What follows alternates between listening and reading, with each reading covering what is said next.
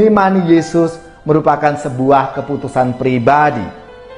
Perlu keterbukaan hati dan kemudian melangkah untuk mempercayai Yesus dan mengikutinya.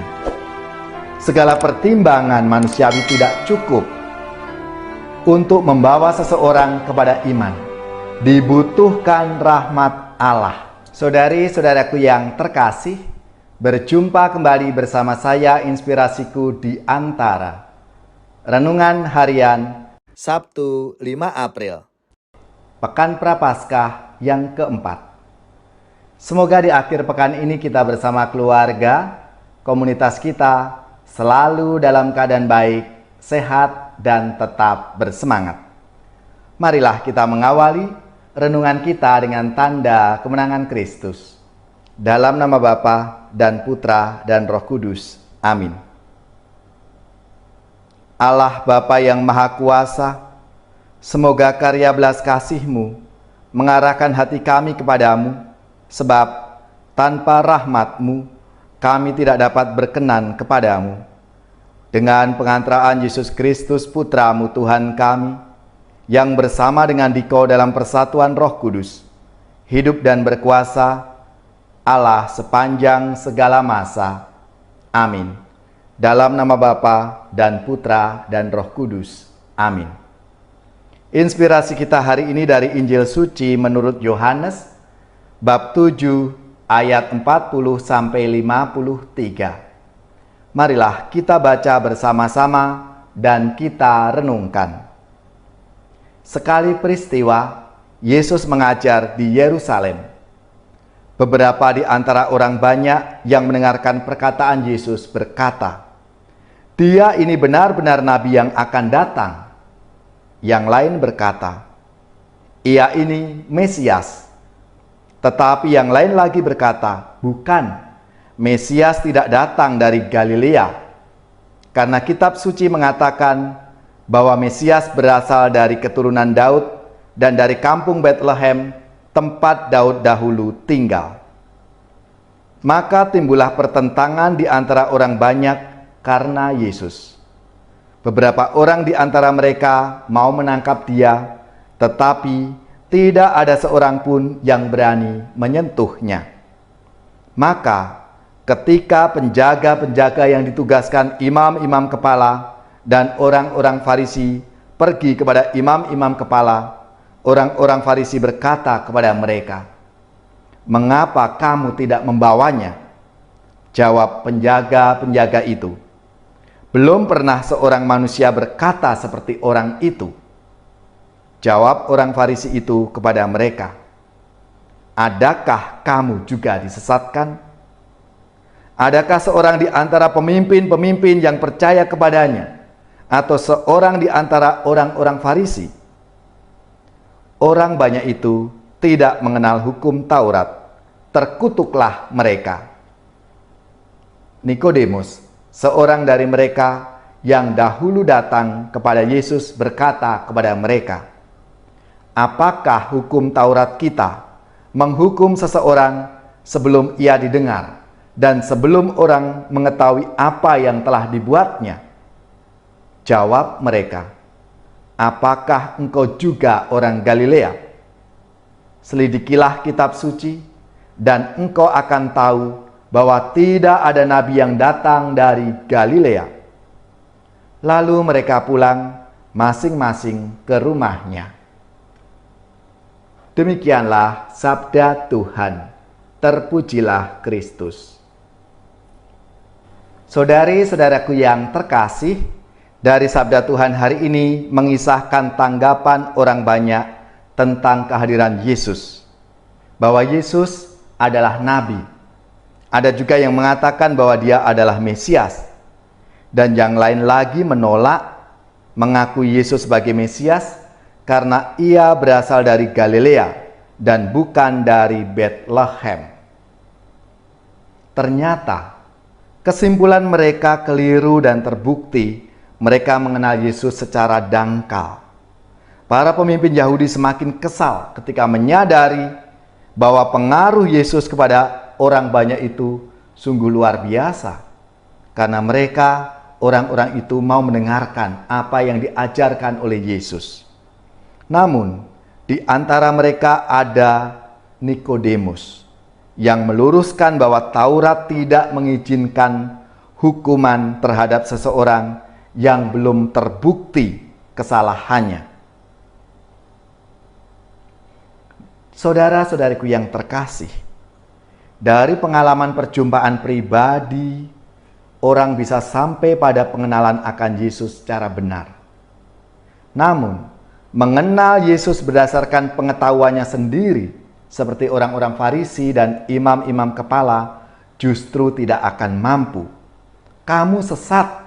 Tidak ada orang Farisi yang percaya kepadanya. Karena apa? Ukurannya adalah mereka sendiri. Maka Yesus pernah mengatakan kepada Nikodemus, waktu Nikodemus datang malam-malam kepada Yesus, jika orang tidak dilahirkan kembali, ia tidak akan dapat mengenal kerajaan Allah.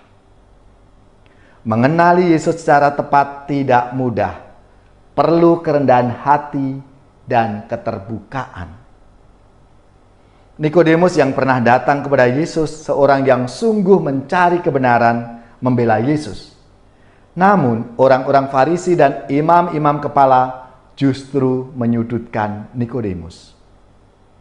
Dari sini tampak bahwa mengimani Yesus merupakan sebuah keputusan pribadi. Perlu keterbukaan hati dan kemudian melangkah untuk mempercayai Yesus dan mengikutinya. Segala pertimbangan manusiawi tidak cukup untuk membawa seseorang kepada iman. Dibutuhkan rahmat Allah. Tetap ada misteri yang tersisa yang menuntut kita untuk berani melangkahkan kaki, memasuki daerah misteri atau daerah yang tidak jelas. Dan situlah dibutuhkan iman. Saudara-saudariku yang terkasih, Anda, saya, kita semua diundang oleh Yesus untuk memberi tanggapan tentang siapa dirinya dalam pengakuan dan kesaksian hidup kita sehari-hari.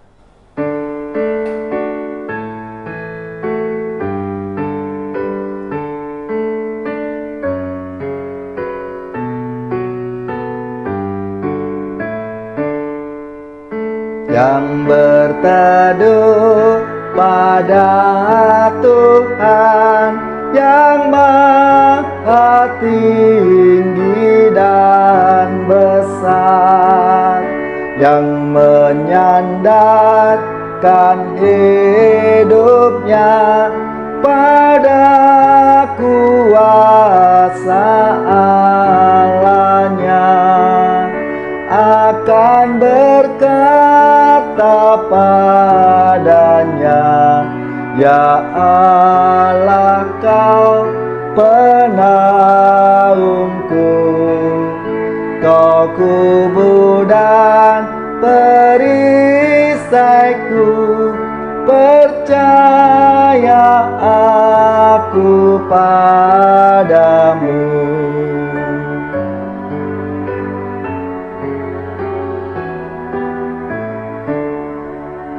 Tuhan tetap menjaganya dengan rentangan sayapnya.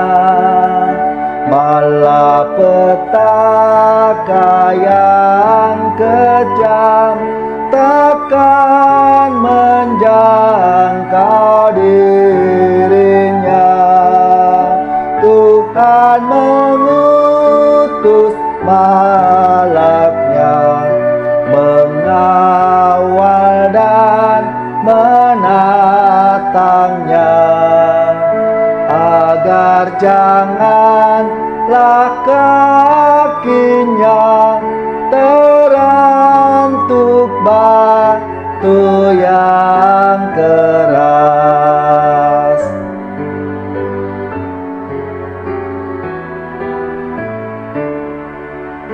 Yang berserah kepadaku, hidupnya akan ku rengkuh, yang berseru kepadaku, doanya akan ku dengar. Terus ku bimbing langkahnya, akulah Tuhan Allahnya, akan selamat hidupnya dan bahagia selamanya. Saudari-saudaraku yang terkasih, marilah kita siapkan hati kita untuk menerima berkat Tuhan. Semoga saudara-saudari sekalian, keluarga-keluarga, komunitas kita, orang-orang yang kita doakan, mereka yang sakit, yang menderita, seluruh tugas, belajar, pekerjaan, usaha serta karya pelayanan kita dibimbing, dilindungi dan diberkati oleh Allah yang Maha Kuasa, Bapa dan Putra dan Roh Kudus. Amin.